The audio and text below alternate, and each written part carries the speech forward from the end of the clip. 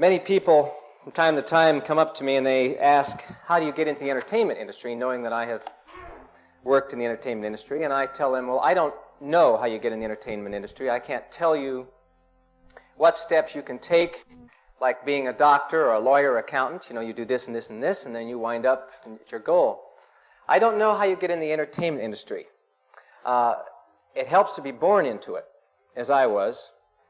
And I probably was one of the first generations of Latter-day Saints to be born into the entertainment industry. I was almost literally born backstage, as my mother will attest. My mother's one of the King sisters, and during the big band days, they were singing around where the Rustic Cabin and places like that, and she was carrying me and took a little bit of time off to give birth and then went back on the stage. So I was almost literally born backstage. My earliest memories are of music. I remember as a little child sitting under the piano or in the room where my mother and her sisters were rehearsing and thrilling to the harmonies that they would sing. And my mother tells this of one occasion when they sang a harmony, I guess that reached me, touched me deeply, and I reached over and grabbed her leg and said, "Sing that one more time." I started studying the piano at age 4.5, and I liked to improvise on the piano. And those early years, Mother also recalls a time when I was sitting trying to invent some chords or something, and I discovered a chord that really thrilled me, and I leaned down and kissed the keys. Well, music has always been an important part of my life. I've had two great loves till I met my wife. One was the gospel, and one was music. And at times, I have thought that I might have to give up one or the other. But I studied piano all my grade school years, and by the time I was in junior high and high school, I had my own combo, and we were playing for school dances and church dances. I went to North Hollywood High School, where I graduated, and by the time I was 16 or 17, my mother felt I was good enough to accompany the King sisters, so I played for them, and I guess you'd say I grew up around in the casinos, in Vegas and Tahoe and various other places, and received that kind of experience and that kind of education that one can't get in an institution of higher learning. And I owe, I would say, most of what I am musically to the family I was raised in and to my mother. I went to BYU after graduating from North Hollywood High to study music, but realized that I needed to be here in Los Angeles where most of the work was, and decided to go to USC. While I was at Lake Tahoe conducting for the King sisters, there was a group playing, we were at Harris Club, and there was a group playing in the lounge called the Four Preps.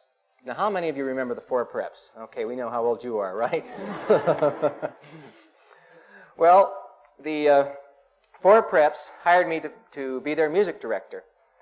And so it was about 1961, 62, I went on the road to the Four Preps. I was going to USC, but we traveled on weekends and did college concerts. And that was a great experience. Now, for you kids who may have never heard of the Four Preps, let me tell you that they were as big as, well, who's one of the big ones today? Pat Benatar. Four Preps were really big. Matter of fact, they had 2 #1 records the same year. How many of you remember 26 miles across the sea, Santa Catalina is a-waiting for me? Remember that one? I see all those heads nodding. And the other hit they had was I Was a Big Man Yesterday. Remember that one? 2 songs with a real heavy message.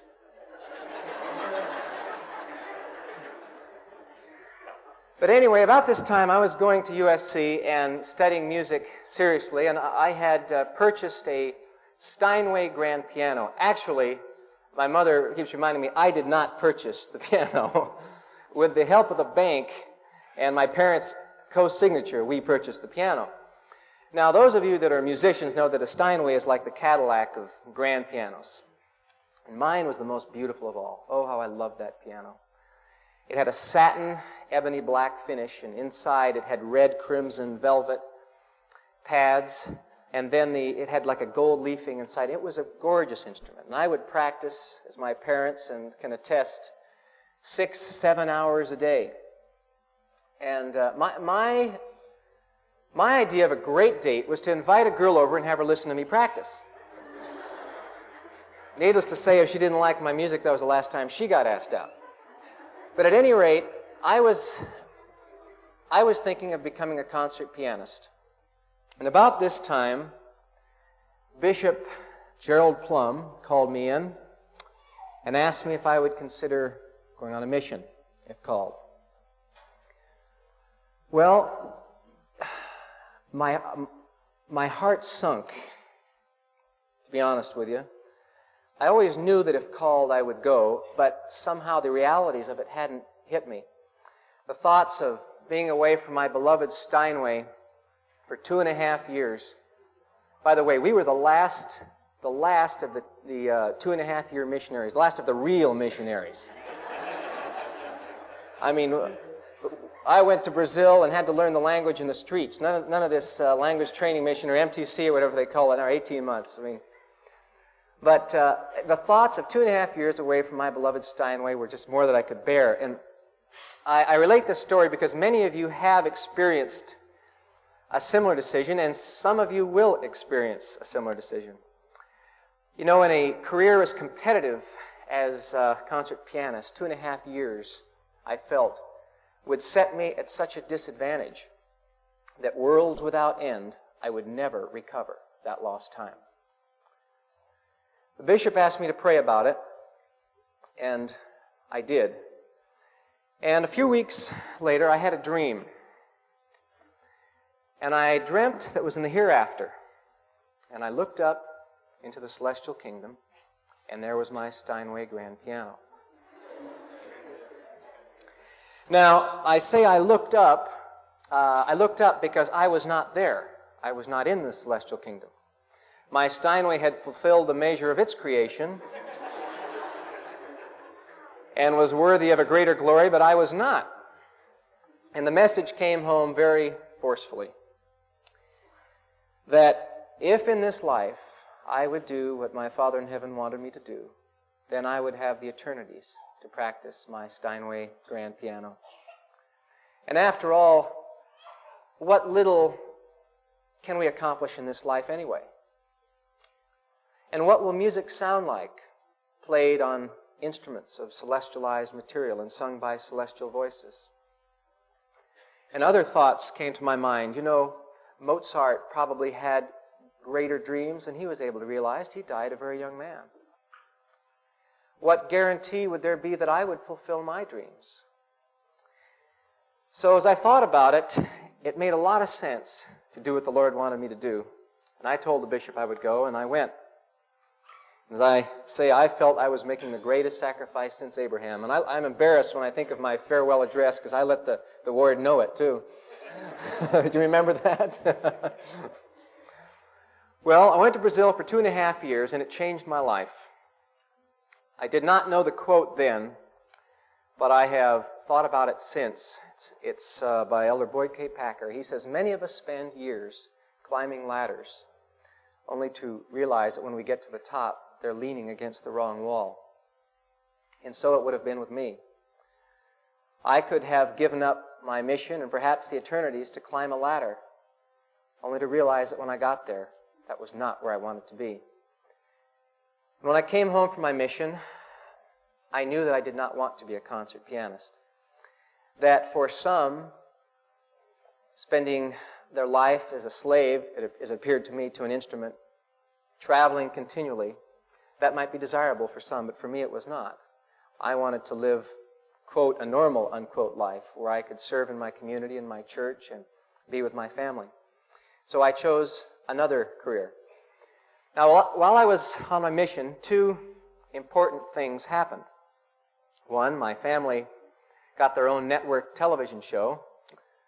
The other thing that was important was the rise of a popular singing group, and I heard about them in Brazil. I was in Brazil from about 1963 through 1965, and the missionaries coming down from the States kept talking about this new singing group, and the Brazilians would talk about it, and the Brazilians would say, the Beatles. Haven't you heard about the Beatles? And I soon found out that Beatles were the Beatles. But in Portuguese, it's Beatles. So I came home in 1965, and immediately upon arriving home, I was offered a job as a producer at Capitol Records. And one of the first things they wanted me to do was to work in rock and pop music. Now, let's put this in perspective. When I left for my mission, I call it PM music and AM music. The pre-mission music, well, let's see, our music, we had groups like the Coasters. Who were some of the other groups then?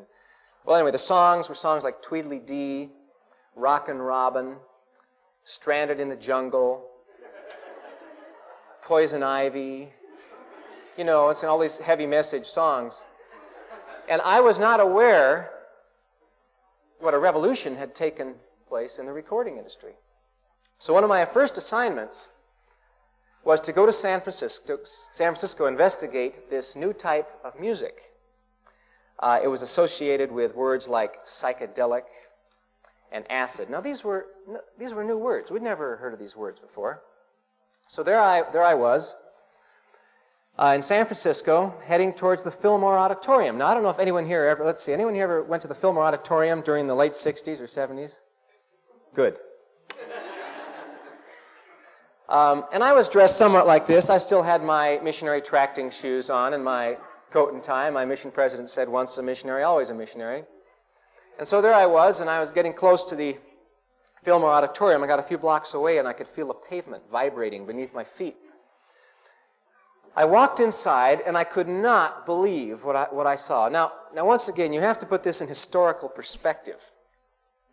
We may take this for granted today, but then a returned missionary coming back from Brazil and having left Tweedledee and Rockin' Robin, I walked in there, and the smell of marijuana was everywhere. People dressed in these bizarre costumes. Well, it's the way they go to school today, but then it was really bizarre. The atmosphere was incredible. They had these strobe lights going, and there were couples that were totally spaced out of their minds that were going through the slow motion, Charlie Chaplin in these strobe lights. And then they had these oil projections. You ever seen those? Those are interesting. I think the way it works is they project light into a pan. It has a mirror at the bottom, has water, and then oil, colored oils on top. And then they project it onto the wall and magnify it, and they shake it in time with the music, and it looks like giant amoeba multiplying and dividing in 4/4 time. Well, I looked around and I said, this is hell. I've stumbled into Sodom and Gomorrah. And I really thought I had.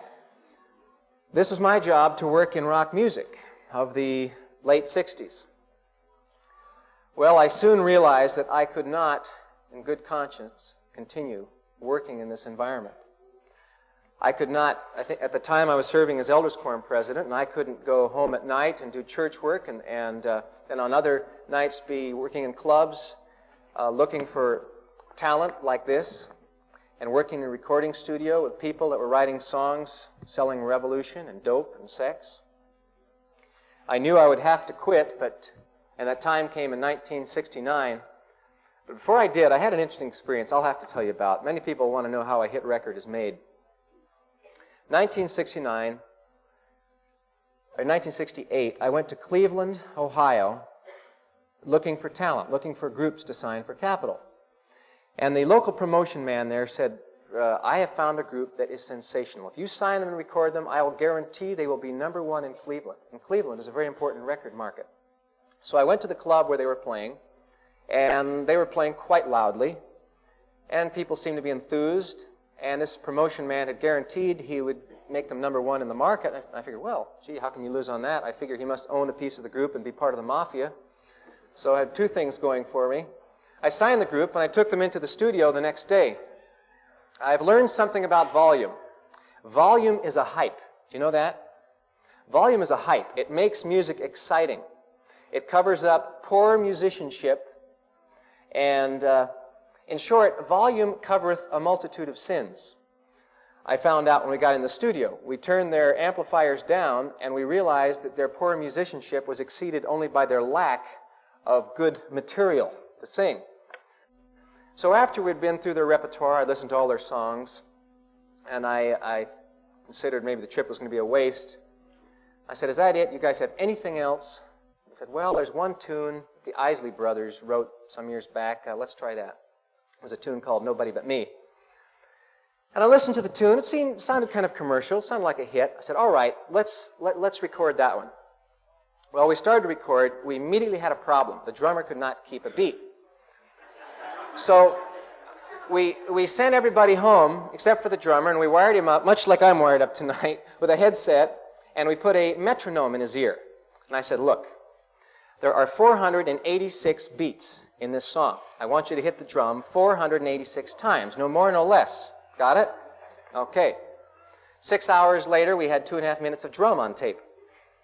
Well, we, thanks to the miracle of multi-track recording today, we sent the drummer home, brought in the bass player, spent a day with him, and we were able to get 2.5 minutes of bass on tape. The process went on. We added guitars. Nobody could play the drum fills, and I'd never played drums in my life, but at least I could keep a beat, so I played the drum fills. And then I played the piano, played the organ, then we beat on pop bottles and chains, anything we could make noise to really beef up the rhythm. We couldn't find, no one in the group sang very well, so we got the lead guitar player, he was pretty good, and so we literally had him record like 2 measures at a time, 2 measures over and over again to get it right, then we'd punch in the next 2 measures.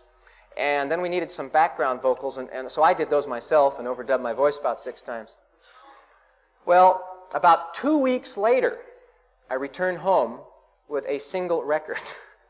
We quickly wrote a song for the backside and threw it on, and took it back to Capitol. It was a record called Nobody But Me by the Human Beings. It was a... You laugh. Actually, it's cleverer than it sounds. Human Beings is spelled B-E-I-N-Z. That was the hitch. Anyway, the song went, no, no, no, no, no, no, no, no, no, no, no, no, no. Nobody can do the shingling like I... Shingling, that's a dance. Like I do. Nobody can do the twist like I do. And so on and so on. Well, Capitol Records put it out, and amazing. Within several months, Nobody But Me was #1 in the nation.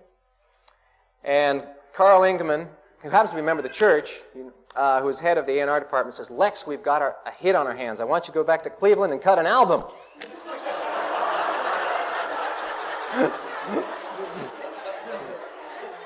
Anyway, so I spent the next month in Cleveland.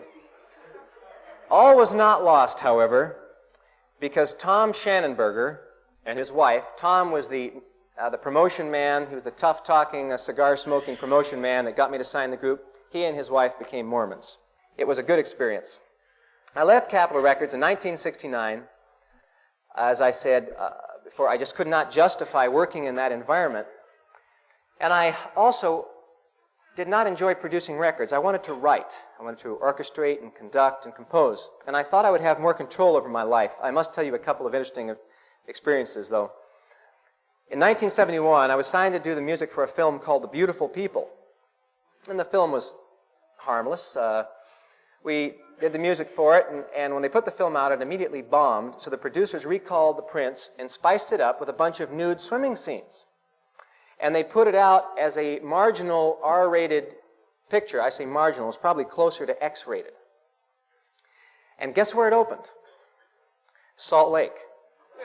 I was one very embarrassed seminary teacher at the time. And I think it opened at the same time my first musical, The Order Is Love, was premiering at BYU. A few years later, I was signed to do the Sonny and Cher show. Many of you will remember that show. It was 1970, 1971. And that was an interesting experience. I found myself in a smoke-filled rehearsal hall, 8 hours a day, working with the interesting assortment of people that grind out to a weekly television show. You had your choreographers, your dancers, your makeup people, your costume people, the directors, the musicians, and not to mention the stars. Well, I found it to be one of the most hostile environments, I say hostile to the Spirit of the Lord, that I had ever worked in. The standard conversation centered around the latest clothes styles, automobiles, the latest imported bottled water and movies, and the continual sexual innuendos, and not to mention the dress code of most of the people. I learned something interesting, though, and I'll share this with you in case any of you find yourself in a similar situation. I was becoming very depressed. I'd come home at night, and I'd tell my wife how this environment was upsetting me, and I found out that it was hard to do my church work. I was losing my motivation. At the time, I was a 70s president, and I'll tell you, any 70 needs all the motivation you can get, right? We tried something, and I was going to quit the show, and I would have had not been for my contract. But my wife said, why don't you try and create your own environment? I took my little cassette recorder, and as much of the time in a rehearsal hall was spent waiting around, all the time I was waiting, I'd turn it on. I'd listen to the general authorities or other motivational talks, and I'd take my Ensign magazine, and every minute when I wasn't playing the piano, I would create my own environment. The results were amazing. Immediately, instead of coming home drained, I came home so excited, so stimulated and anxious to do church work. That's a lesson. We can create our own environment by what we put into our eyes and our ears. They used to kid me. Sonny Bono would say, "Okay, Mormon, play. Time to play." I'd play the piano. "Okay, Mormon, stop." Of course, I was kind of the odd guy sitting in the corner there. It wasn't too fashionable to be seen talking with me. But an interesting thing happened as the season wore on, and everyone noticed that I was quite different, and everyone knew that I was a Mormon. You don't have to wear a sign saying you're a Mormon in show business. One by one, they would come to me and seek me out privately when no one was looking, and want to talk and want to know what made me different, why I was the way I am. And I'd have the opportunity to tell them about my family, and we had 4 kids then, and of course that was right at the height of the population explosion, and that was considered ludicrous by most people. But I would tell them about the church. I remember one time Sonny asked me to have lunch with him. And went to lunch, and he asked me the same questions. And I told him about the church, and I told him about the Book of Mormon, about the prophet Joseph Smith. You know what he said? He said, "That's incredible." He says, "I wish I could believe that. I really wish I could." Well, they got divorced, and the show ended. We decided to move to Utah then. We had just been through an earthquake, had to evacuate our home, and through a gasoline crisis. Many of you will remember this. A meat shortage. And we were concerned about raising our children in a large city like Los Angeles. We'd been in Utah for a week when Alan Bligh, the producer of the Sonny and Cher show, called. Now, let me give you a little background on Alan Bligh. Alan Bligh is a tough Jewish writer-producer from Toronto, Canada. He was the head writer for the Smothers Brothers show that got kicked off the air, some of you may remember, because of their attacks upon the presidency. And he was the producer of the Sonny and Cher show. He and I were diametrically opposed on every moral and political and social issue you could come up with. Been in Utah for a week. Alan Bligh called me and said, "Lex, Sonny and Cher have gotten divorced, and Sonny's going to do his own show. I'd like you to come back and be musical director." I said, "Well, Alan, I've moved to Utah," and I gave him the reasons I've moved, and I just don't want to do any more weekly television. Well, in Hollywood, when you turn someone down, it means one thing. You want more money. So he called back the next day and offered more. And I explained to him that I'd even moved my Steinway grand piano, and that we intended to stay in Utah. And so he called back the next day and offered more. I said, "Alan, look, why do you want me? I'm a nobody in this town. You can have so-and-so." And I named all the musical directors, and there was a lot of unemployment. There's always a lot of unemployment in Hollywood. But there was a particular lot then. And you know what his answer was? He said, "I want you because I can trust you." I was almost insulted. I thought, what, 20 years of music lessons accounts for nothing? Has nothing to do with my musical ability? Until I realized what he was saying. And I tell this story because there's a message in it for all of us. In this day and age, integrity is becoming a rarer and rarer commodity. And it is precisely our integrity that makes us valuable to the world, even to people like I was working with in television. You know what makes a diamond valuable? Is its rarity. It's not its hardness, its color, it's its rarity. If you could pick it up in the gutter like gravel, it wouldn't be valuable. And so it is. As long as we keep our integrity, we are valuable. The minute we lose that, we are worthless. Well, speaking of integrity, everyone does have their price, and so I went back to Hollywood.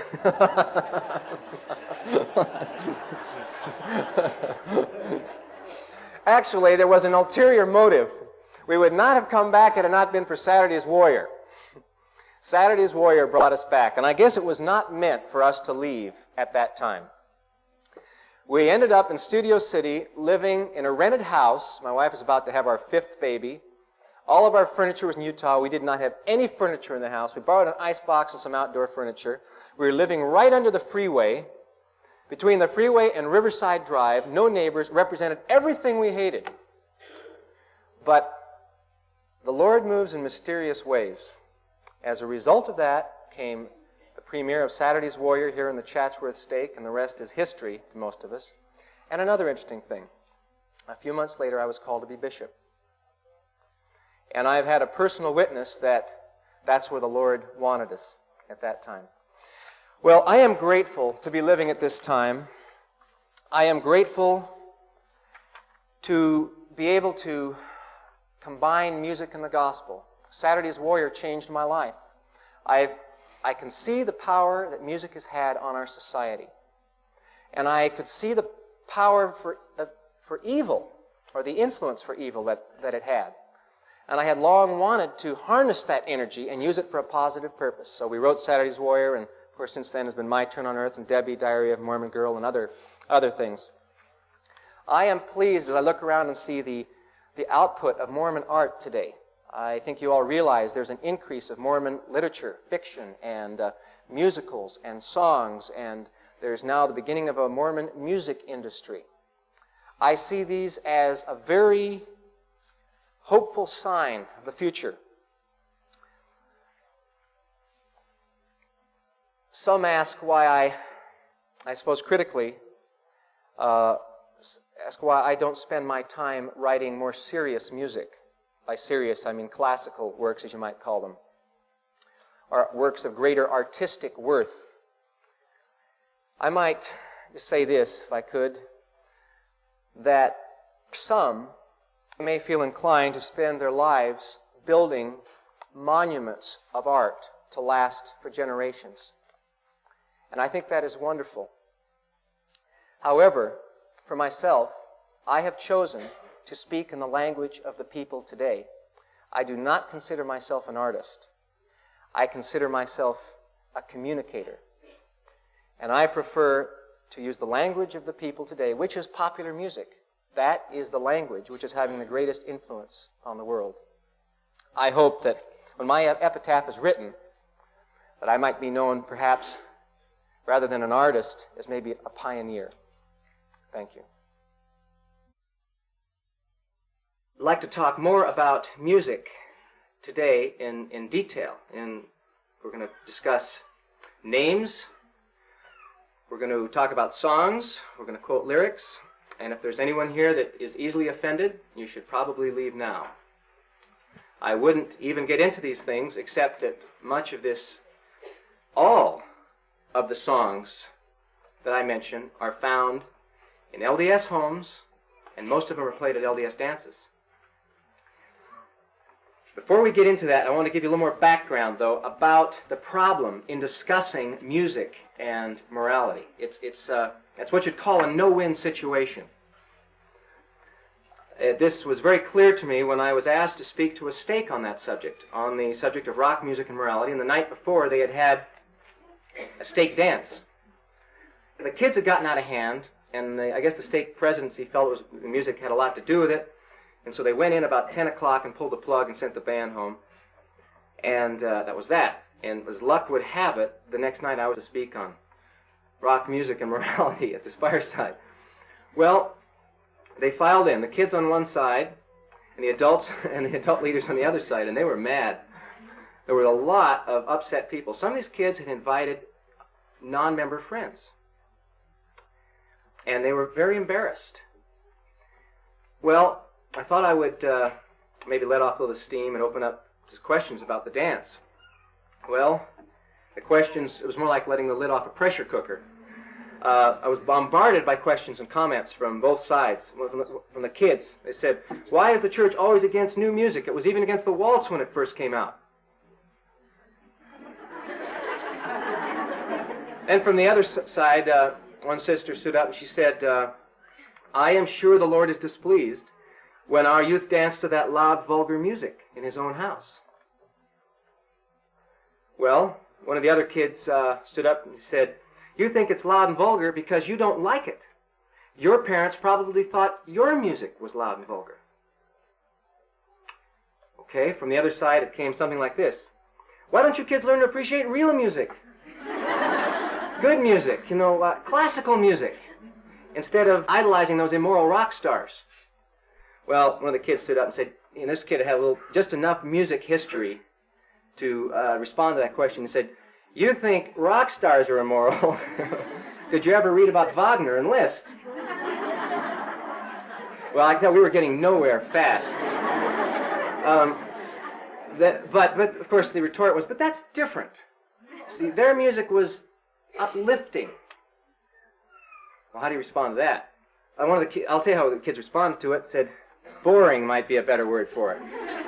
Well, one elderly gentleman, he stood up as if to solve the problem once and for all. He was going to settle the whole issue. He had the answer.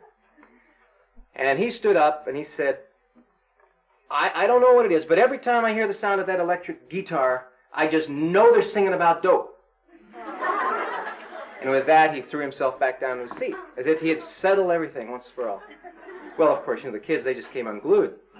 I was tempted to chuckle myself, and until I realized that he had made the most profound comment of the evening. He was literally right. To him, every song with an electric guitar was associated with dope. In his mind and memory, the electric guitar and dope were inextricably connected. And there was no separating it for him. In each of our minds, a certain kind of music are tied deeply to our own personal experiences and emotions. Our favorite music has an intensely personal meaning to us. Memories of first love, first date, prom, honeymoon, youth conference are tied in one way or another to music. Thus, when someone attacks our favorite kind of music, it is as if they were attacking our very identity itself. Can't you see how that is? It's a very sensitive issue. Furthermore, because our response to music is so intensely personal, it is difficult to be objective. Very difficult to be objective. Most discussions about music and morality fail to focus in on the moral issues and degenerate into arguments of personal tastes. We tend to confuse moral judgments with personal preferences, to ascribe moral qualities to things we like. In short, that which we like we call good, and that which we don't like we call bad. And therein lies the biggest problem in discussing this subject, and that's why I call it a no-win situation. In attempting to warn of the evils of certain music, I do not like to point the finger at broad categories, such as hard rock versus soft rock, for several reasons. One, categories are vague and mean different things to different people. Another problem is that every category contains both good and bad music. It is not just hard rock. I remember I was speaking to Aspen Grove a couple of years ago, and one fellow, he was my age, he says, look, say all you want about rock, but don't touch Juice Newton. Juice Newton's sacred. Don't say anything bad about Juice Newton. And I reminded him of a few of Juice Newton's songs. It's not just hard rock. There is what I would call immoral music in all categories. To discuss categories is to miss the entire point. Moral and immoral music exist in every generation, in all types of music, and attacking a specific category may lead a person to feel justified in listening to equally immoral music in another category. Now, my earliest memories of life, as I said, have involved music. Ever since those days, I've been studying and creating music. And yet, the more I learn, the less I understand about music's magical grasp on the human soul. I know what music can do, yet I do not understand how it does what it does. What is the charm of a melody? Wherein lies the power of an infectious rhythm? Wherein is the appeal to certain harmonies? I have spent my life chasing notes, trying to unravel their hidden mysteries, and yet the more I learn about music, the less I understand about how it does what it does. But this I do know. Music has tremendous power. And first, before we get into moral issues, I'd like to talk about the incredible power of music and show you some of the things that music can do, for better or for worse. The first area is music's power over the body. Music affects us in ways which we don't yet understand, but there is a great deal of research being done in this area. More than any other element of music, more than the melody, the harmony, or the instrumentation, or the dynamics, it is rhythm which affects the body. Rhythm elicits a powerful physical response, whether it's finger tapping or dancing. I mean, can you imagine getting out on the dance floor and going through some of the gyrations we go through today without music? I mean, it would be ludicrous. They'd lock you up.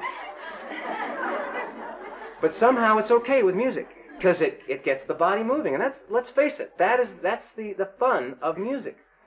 I love rhythm.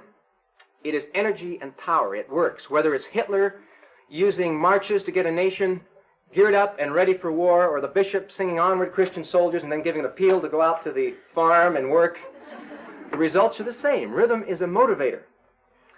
Although all music has rhythm, not all music has a strong pulse. There's a difference. Most of the time when we talk about rhythm, we're really talking about the beat or the pulse, okay? Some music has no pulse at all. Music with a weak pulse tends to elicit a more passive physical response. It is often helpful in encouraging meditative and contemplative moods, reverence, or even sleep. It can tranquilize. Lullabies, hymns, chorales, and legato slow string music tend to produce this effect. Towards the other end of the spectrum, we find that music with a strongly marked pulse is much more vigorous. Marches, dances, and even Beethoven's fiery music are not music to meditate by. They interfere with the mental process, and they start to encourage a physical process. At the extreme end of the spectrum lies music with such an intense pulse, strengthened by electronic amplification, that it discourages any intellectual activity and causes all mental inhibitions to give way to a purely physical response. Much of the debate over rock music has come because some see this purely physical response as animalistic. Animalistic, of course, is a red flag word. But the fact of the matter remains, the stronger the beat, the more the body responds, and the more it inhibits the mental activity or controls over the body. Recent studies have suggested that certain mark beats actually weaken the muscles. Now, I had an experience with this. Some years ago, I used to work out at the Studio City Health Club. And the stereo there was permanently tuned in to a very hard rock station. And of course, most people like to exercise today. It's very fashionable, right? Everybody does the aerobics with music. And so in the health club, we worked out with, with the weights. And I would notice that sometimes I would become fatigued. And I wasn't sure, but I felt that the music had something to do with it. Because when you work out day after day after day, you know what you should do. And I felt that the music was draining me. Particularly some of these songs with a very heavy pulse, like we will rock you. And I picked up a book later by Dr. John Diamond called Your Body Doesn't Lie. It's interesting if you'd like to read it. he did some research, and he found that certain music actually weakens the muscles. And here's a test you can do at home. Very simple test. Have your son or daughter or anybody, put out their arm like this, and clench their fist and hold their arm really tight, and then you try to force the arm down, okay? It takes about 40 to 50 pounds of pressure to bring down the average adult arm. Now do the same thing by turning on the stereo with some loud rock music, and you'll find that the arm will come down instantly. It'll take about 15 pounds of pressure for the average adult to bring the arm down. It's an interesting test. Now, what does this mean? We don't really know the full impact of this, but rhythm affects the muscles. By the way, in testing thousands of records, they found that most music does not have this weakening effect upon the muscles. Dr. Diamond found that in classical, jazz, country, and western, and even music by the early Beatles and early rock and roll preceding the harder rock of the late 60s did not weaken the muscles. But there was something about this anapestic beat, which it is called. It's a slow, jerking, boom, boom, bum, ba-bum, bum, bum, that kind of thing. There's something about that rhythm which affects the muscles. In short, music may affect us physically in ways we do not understand. Recent studies have found that music can affect the health and growth of plants. Certain houseplants responded with rapid growth to lyrical violin music, but withered and died when subjected to the harsh metallic sounds of electric rock. More obvious, of course, is the partial and permanent hearing loss that can result from sustained exposure to over-amplified music. Now, most of us in our homes do not have equipment that is sophisticated enough to cause hearing damage. I know that many of you would love to use that as an excuse. The fact of the matter is, in our homes, the issue is really one of courtesy, if they're playing it too loud. But it's certainly at the rock concerts today, at the volume that is played. I mean, there's a great ad for, I'm thinking, which tape? One of the tape companies that manufactures recording tape has a wonderful advertisement. It shows a guy listening to music from a big speaker, this tape, and his hair is blowing in the wind. A recent number of studies have demonstrated that music affects the pulse rate, respiration rate, blood pressure, galvanic skin response, impulse of brain waves, muscle response, finger coordination, typing speed and accuracy, reading speed and comprehension, arithmetic skills, assembly line work, and all sports skills. We are just beginning to understand how music affects the body. Now, the next area, which perhaps is one of the most powerful areas music can affect us, is that of the emotions. It has been said that music is a universal language. If this is true, it is a language without words. In reality, music speaks in a language much more powerful than words, for it is the language of emotion. Words communicate ideas and get stuck in the thinking portion of our brain, while music communicates feelings. It is our emotions and feelings which really govern our lives and our actions. This is precisely why music is such a wonderful and dangerous tool. For example, while writing the film score to I'll use this because I think many of you have seen the film Where the Red Fern Grows, we encountered a problem that is common to film scoring. When we looked at the finished print before the music was added, there was very little emotion. It's a story of a boy and his love for two dogs, and he gets them as young puppies, and by the end of the story, they both die, and it's a tragedy. But you didn't feel anything. But this is not uncommon in film. This is why we use music in film. If it weren't for this, you wouldn't use music. So my job was to add this emotion. So I composed a tender, sympathetic love theme and played it throughout, starting when he first met these little puppies until the end, even at the funeral for the dogs, and played this broad, dramatic version of the theme. And the results were the emotion was added. It was music that added the emotion. Film scoring deals with the art of emotional manipulation. Let me give you an example. Just imagine that you are listening to a very sensitive, beautiful, tender love scene.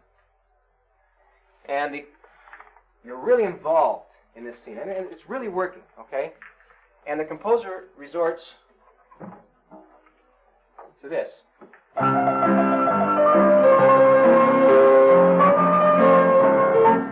What happens? Regardless of what is on the screen, it becomes high comedy, does it not? For one reason: music manipulates the emotions. Imagine that you're watching a let's see, who is it? Who's the guy that's so hot now in Hawaii? What's his name? Magnum. That's right. Okay. You're watching our hero, and he's in his Ferrari, and he's got behind him. There's a huge, gigantic Oriental that knows karate and jujitsu and everything else, and he has a submachine gun. And there's about 4 or 5 of these guys, and they're chasing Magnum, okay? And is our hero going to survive or not? I mean, it's a very serious, critical moment. And so the composer does this.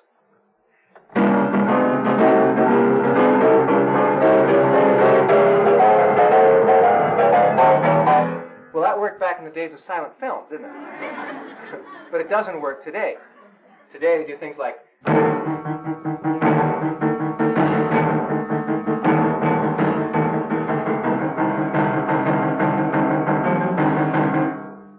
That's what communicates that excitement. Now, I'll play you something, and you tell me what's going on. Okay?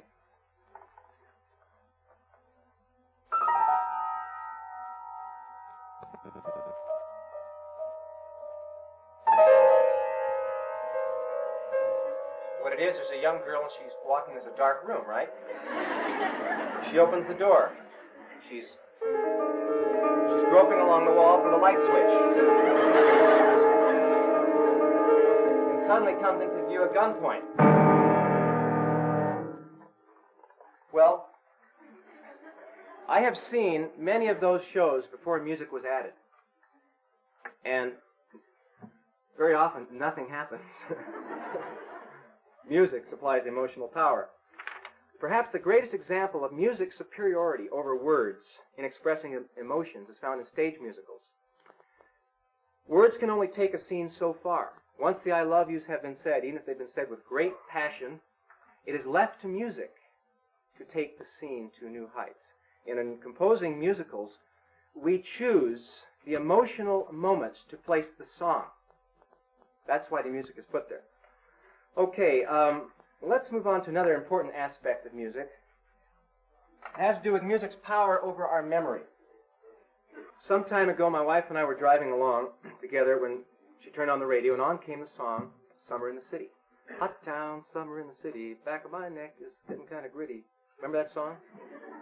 About 1960, it's the year of our honeymoon.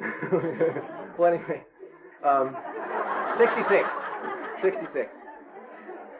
Well, within the first 4 bars of that song, and we hadn't heard that song in probably over a decade, we were immediately transported back to July 1966, the year we were married. And that was the #1 song, and suddenly we were sitting in a red rented Mustang. We were driving across the Golden Gate Bridge, and I could smell the musky vinyl interior of the car. And Linda had a tan then, and her hair was blonder. And we just relived this whole experience. Why? Because of four measures of a song. Music has tremendous power over our memory. Consider the following application of the same principle. A mother and an infant in a car seat are driving along, and as they enter an intersection, they are hit by another car, and the infant is killed. Now, let's say that at the time this happens, there's a light, happy tune playing on the radio, and maybe it's Music Box Dancer, which was a hit, 5, 6 years ago. And there was the screech of brakes, the crunch of metal, and this music was just lingering on. What will that song mean to that mother the rest of her life? For you or I, it might be a light, happy tune, but not for her. That song will always be a tragic song, and she will probably never be able to listen to it without reliving that experience. Music is an instant recall mechanism to past memories. We can relive spiritually uplifting moments as well as times we would best forget. Images good and evil parade before our minds when we hear the music associated with them. Music is an effective means of indoctrination for good or evil. We will not soon forget that which we learn with music. Now, there's one other aspect of music which I'd like to discuss. It has to do with music and words. When music and words are put together, something is created that is far greater than the component parts. Consider the following poetry set to music in the early 60s. You know you lost your love. Well, I saw her yesterday. It's you she's thinking of, and she told me what to say. She said she loves you, and I think you should be glad. She loves you, and I know that can't be bad. Woo, woo.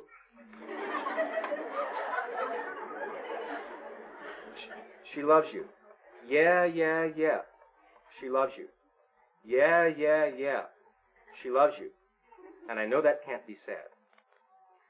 Well, hardly material for a Pulitzer Prize when these words were set to music in the 60s by the Beatles with the tune, She Loves You. They created an irresistible force for millions of teenagers who climbed over each other to spend theirs and their parents' money to buy more than 3 million singles, not to mention the number of albums. Now you may ask yourself, how many would have been sold, how many copies of This Is Poetry, let's say, would have been sold? It's doubtful that teenagers could stand the boredom of reciting those empty words more than once. Yet, how many millions of times have those same empty lyrics been listened to over and over again? You know how many couples, that this is their song? This is their song. Woo, woo, woo. She loves you. Yeah, yeah, yeah. I mean, if you were 17 in the mid-60s, that was probably your song. What happens is that the music supplies the power and the energy, and the words give concrete ideas to music's emotional power. The great power of joining words and music together was never more clear to me than when I was hired to make an instrumental version of the song Do That To Me One More Time by Captain and Tennille. Now, I didn't care much for the tune, and cared even less for the rather erotic words. However, I was hired to make an orchestral arrangement. By the way, I wasn't interested in the words. I was making it for an orchestra. And I had to listen to the record a dozen or so times in order to write the melody and the harmony down. The paradox was that for days afterwards, I could get neither the melody nor the words out of my mind. I wasn't listening for the words. I didn't even like the words. Hard to remember words stick in the mind easily when combined with catchy, easy-to-remember melodies. That's why you can remember words to hymns and to songs much more than you can remember words by themselves. That song kept returning to haunt me. Ironically, I didn't even like it. But what if I had liked it? And so it is. The problem is magnified when we do like the song. Music is the sugar coating on the pill that helps the bitter lyrics go down. We become so infatuated with the rhythm, the melody, the singer, or the feel of a song that we transfer this same adoring emotion to the words, not caring what they really say, whether they be silly or violent or satanic or drug-oriented. When they're tied to a hit tune, they sneak past the screening portion of the mind to be stored in one's subconscious forever. They sail right in on music's back, right in on music's emotional power, and we accept the whole thing, hook, line, and sinker. Think of how many times some of those hit songs are listened to. In spite of the comment, I don't listen to the lyrics. Unlistened to lyrics are far more influential than the same words spoken. I'll repeat that. Unlistened to lyrics, I believe, are far more influential than the same words spoken. Up to this point, we've talked only about the power of music. Now I'd like to discuss some of the moral implications of today's music. First of all, we should understand that we live in a telestial world. Well, do you know what that means, a telestial world? We have the celestial on top, and there's terrestrial, and then the telestial is down here. This is one of the Lord's most wicked creations. Furthermore, we happen to be living in one of the most wicked times in one of the Lord's most wicked creations. Our society is rapidly approaching that of Sodom and Gomorrah in its wickedness. Now, what kind of art and entertainment and culture does a telestial society produce? Well, it should come as no surprise to anyone that a telestial society produces principally telestial art and entertainment. Now, with the foregoing in mind, I'd like to discuss one of the questions raised at that fireside, which I talked about at the beginning. The question was raised by one of the adults: why don't you kids learn to appreciate real music, classical music, instead of idolizing those immoral rock stars? And as you recall, the answer was, you think rock stars are immoral. Did you ever read about Wagner and Liszt? I'd like to address that issue and hopefully put that to rest. I've heard that so many times. Put that to rest once and for all. Why are we so willing to overlook the immorality of great artists of the past and so quick to condemn the immorality of present-day rock stars? Perhaps the following example can clarify this issue. It is said that Peter Ilyich Tchaikovsky struggled with the problem of homosexuality. A popular group today called the Village People openly advocates homosexuality. Is there a difference between the music of either? I think there's a big difference. Today, the art of media manipulation and public relations is a highly refined skill. It is the image of the group, including their name, album covers, stage reputation, and publicized attitudes, which sells albums as much as their music. The image of the Village People is carefully groomed to promote homosexuality. All of their music, live performances, and costumes are built around this theme. The humor in their hits, Macho Man, YMCA, and In the Navy, can only be understood in its homosexual content. They sell more than music. When we buy their albums, we buy more than music. They use their music to popularize, exploit, and promote homosexuality. They are missionaries for the movement.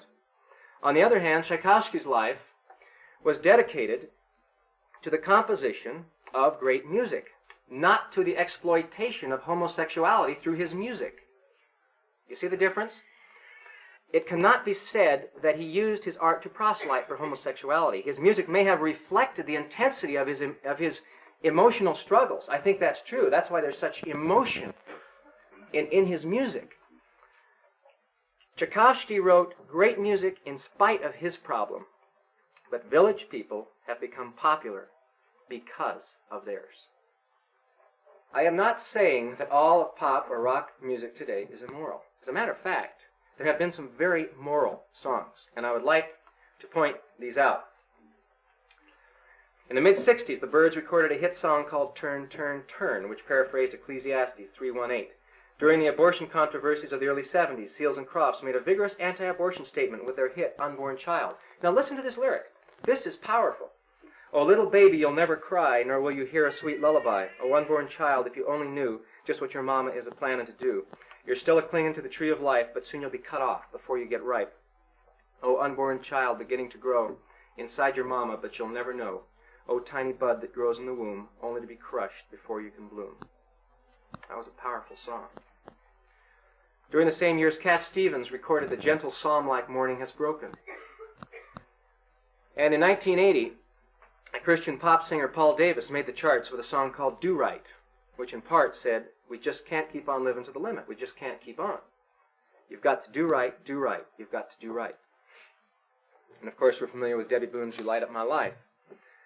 In 1981, a song simply called I Love You praised married love. And since I made you my wife, I never look back. and Ooh, I Love You, and Ooh, I Need You. Beautiful song. This song was so rare in the present market, however, that the press called attention to this hymn to monogamy as something truly different.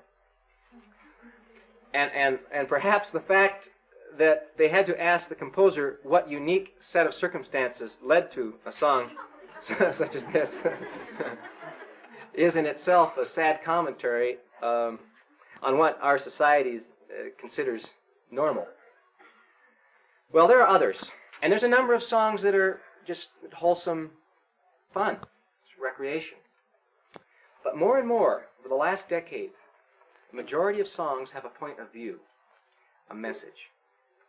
And I'm alarmed at the number of messages that are diametrically opposed to what we believe in and what most moral people believe in. In 1981, the biggest selling LP in America was REO Speedwagon's High Infidelity. It may have been a middle-of-the-road rock sound, but the semi-nude on the cover and almost all of the lyrics involve subtle and not so subtle images of infidelity. They are mild compared to those that use sex in a much more open way. There's a group called Human Sexual Response with their songs What Does Sex Mean to Me and Cheap Trick, which is a euphemism for inexpensive prostitution. Steely Dan, one of the biggest of the last 15 years maybe, is named after a sexual device for women. The Doobie Brothers, quote, "We were just sitting around one day smoking a joint, a doobie, and the name just came to us." I made the comment the other night, I hope you'll forgive me. Doobie Brothers played at BYU a few years back, so I wonder if BYU would have let the Marijuana Brothers play. Then there's AC/DC, which is a euphemism for bisexual. I'm not talking about obscure groups. These are big groups. You ask your kids if they've heard of AC/DC. Queen is another big group, a euphemism for homosexual. Other groups openly admit to sexual deviation. David Bowie, Elton John, Keith Moon of The Who, Alice Cooper, Mick Jagger of the Stones, and even Hall & Oates perform in clothing and makeup which connotates sexual ambiguity. Mick Jagger of the Stones, of course, is the all-time champion of vice.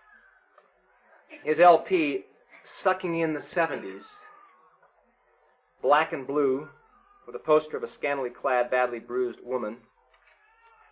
And then there's Devo, who was quite popular a few years ago. Devo standing for De-Evolution of Mankind, meaning mankind going backwards, with their hit, Whip It, a double entendre, a euphemism for the common locker room expression of masturbation.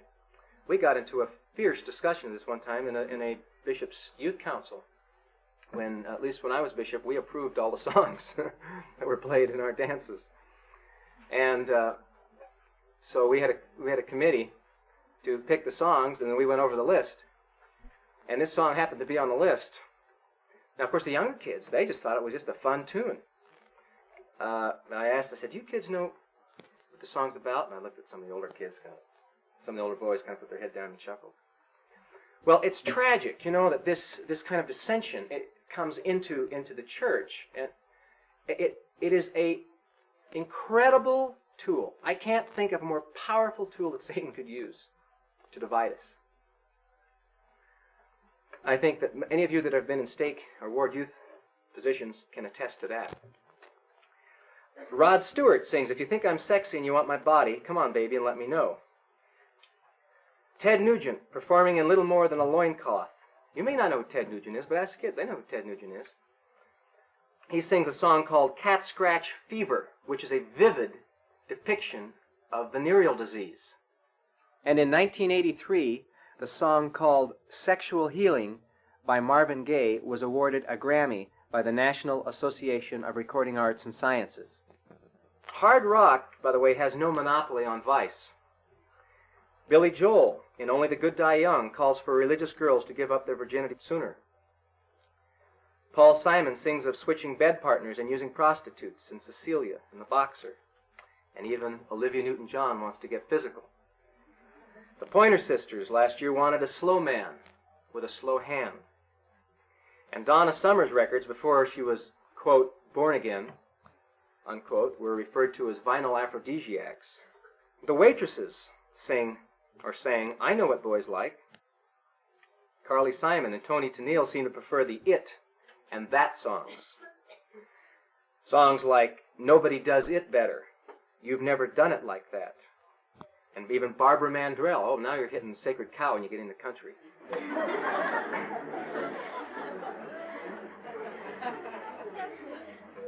Even Barbara Mandrell sings Married But Not to Each Other.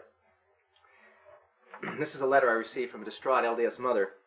She says, I thought you might be interested in an experience I had a few days ago. I was driving a station wagon full of our ward's 12 to 16-year-olds to youth conference. Out of curiosity, I decided to let them have a free rein on the radio station to listen to whatever station they normally tune into.